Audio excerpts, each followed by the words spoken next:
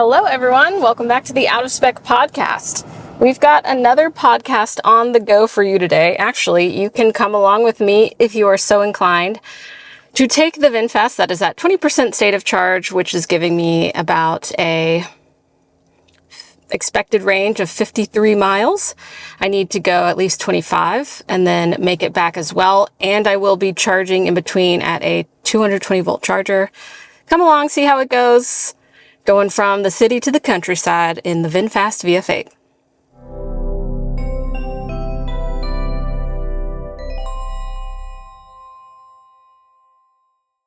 This episode is made possible by the support we get from Fort Collins Kia. If you are in the market for any electric Kia, not only do they never add market adjustments, they will deliver your car to you anywhere in the 48 contiguous states for out-of-spec viewers. More information in the link in the show notes.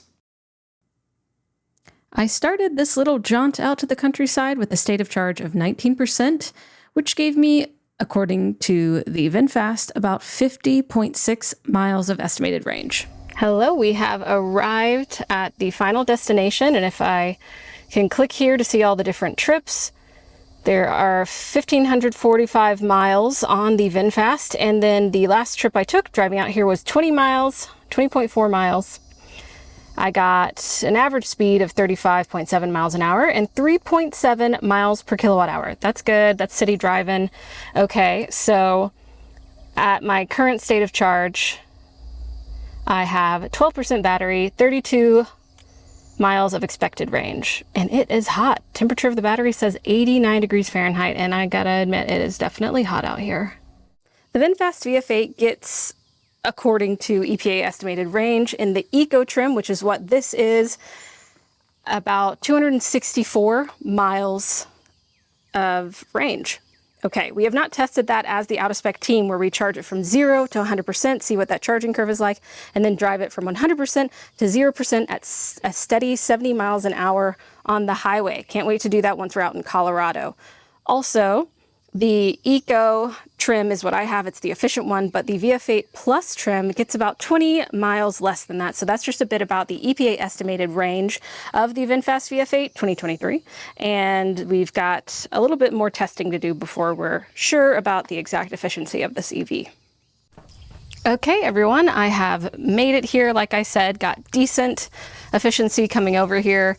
And if you're tuning in on YouTube, you can see right here where I plug in the VinFast. There's also a Tesla EVSE right here. This is a NEMA 1450 outlet. It's like the dryer plug outlet that you can plug in and get a great charge compared to the 110 normal 3-prong outlet trickle charge, which is great. I get to come out here to the countryside, do some chores, and enjoy the quiet and charge my electric vehicle. Because as you know, if you've been following along, I don't have a way to charge at home. That is just the way it is for me. So you might be wondering, well, Francie, you're only out there for a little bit. Why aren't you already plugged in? Why aren't you charging the VinFast? Do you ever have one of those days where you just check off 99.99% of your to-do list, but you forget one big thing? I forgot to double check that I had the charger. I even thought about it when I got in the car, but I was like, no, I'm good. So I actually left that charger in the garage that I charge the VinFast in normally, because I thought that would be convenient. But of course, it is so essential. I will never not do this again. If I'm done charging, it goes right back into my frunk. But right now, that was a little bit daunting. I have a 12% state of charge, which is giving me an estimated range of about 30 miles. It's 20 miles back home, so if I do the same efficiency, I should be able to get another 20 miles and have some left over.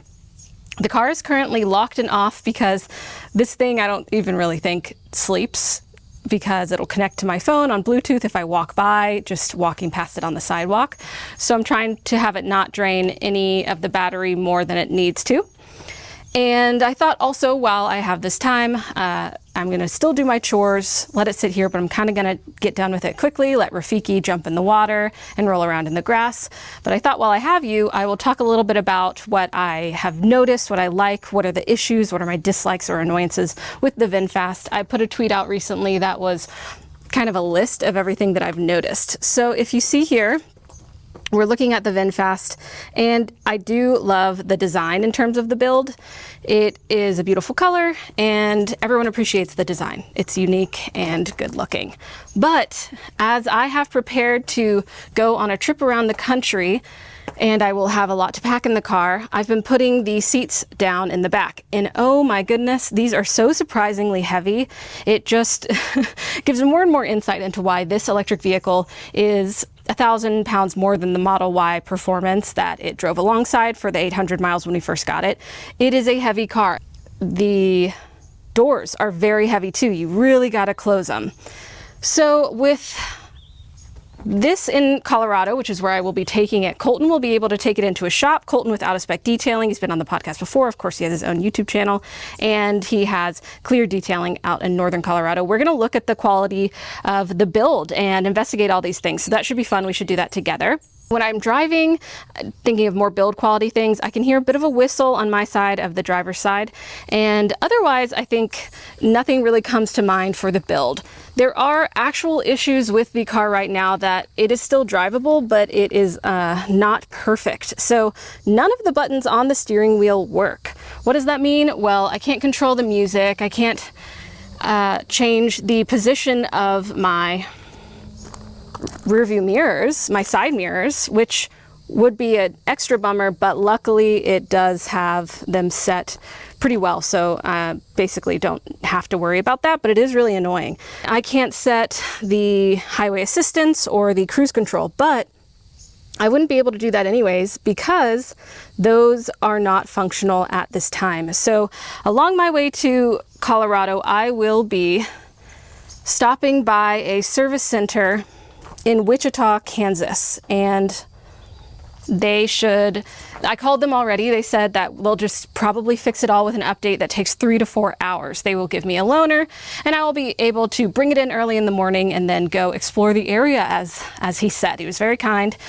And that's what I'm gonna do. So that's about halfway, but that means I'm gonna have to get all the way there on highway roads without any highway assistance, or cruise control, which is very annoying. Also hurts efficiency because, I'm relying on my human of my foot keeping the pace, and it's just really not ideal. But hopefully that software update will fix it. Also, if you are familiar with Wichita, Kansas, in the area at all, I will be spending apparently 3 to 4 or 5 hours there, unfortunately.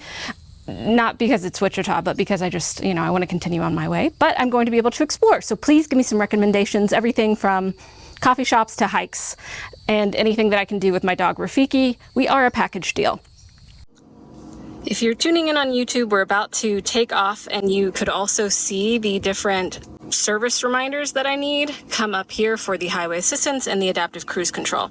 We are leaving at the same status that we showed up. 12% battery, 32 miles of expected range, got about 20 miles to go.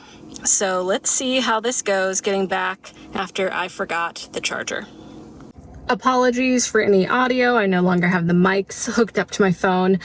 So sorry if it sounds weird, but made it back. Put it in eco mode the whole time and just drove really slow, or really the speed limit, which is slow for people where I live, and made it with plenty of range to spare.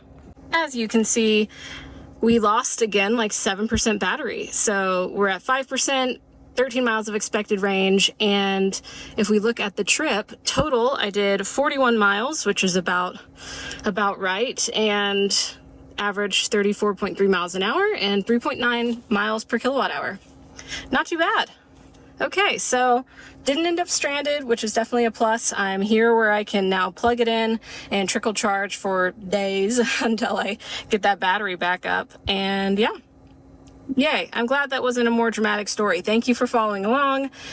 For this, VinFast has decent range getting around town, and luckily I did not get myself stranded out in the countryside.